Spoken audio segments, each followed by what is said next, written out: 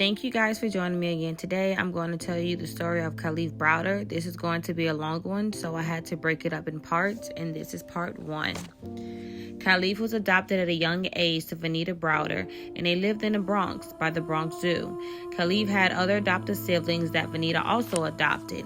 Kalief was known to be smart, fun, and funny, but of course at a young age he had to run-ins with the law when he was charged with stealing a bakery truck.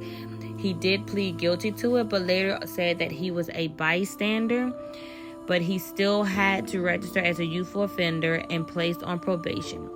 Now this happened in 2009, but in 2010, while Kalief was on probation, he and a friend was walking home from a party when the police apprehended him and his friend on Arthur Avenue near East 186th Street.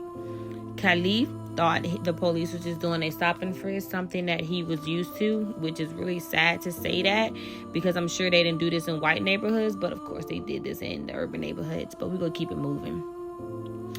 So they did that. He was used to this procedure. He had undergone numerous times, but he was so wrong. The police officers was responding to a robbery that was reported by a man named Robert Batista.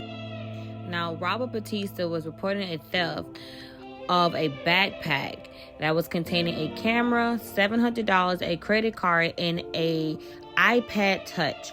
Batista said it was 2 male black guys that took his brother's backpack. Okay. Kalief told the police he didn't rob anyone. He even told the police to check my pocket. They checked him. They didn't find anything in his pocket, nor did they find a backpack. But still,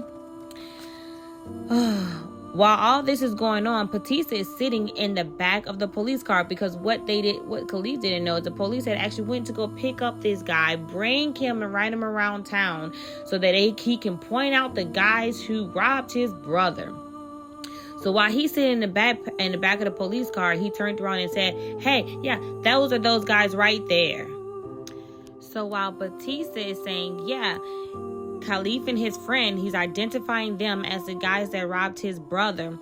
But upon questioning by the officers at the scene of the crime, Batista stated that the robbery had occurred 2 weeks ago.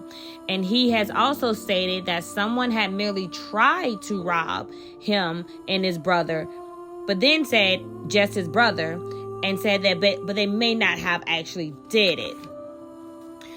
Batista initially said that the robbery happened May 8th. Then it said it happened May 2nd.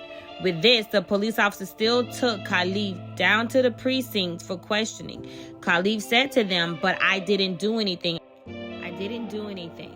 I didn't do anything. I didn't rob anybody." I can't say how many times this poor child have said that to these officers, yet they didn't listen. They didn't care. But they still took him. And then they also told him, "Don't worry about it.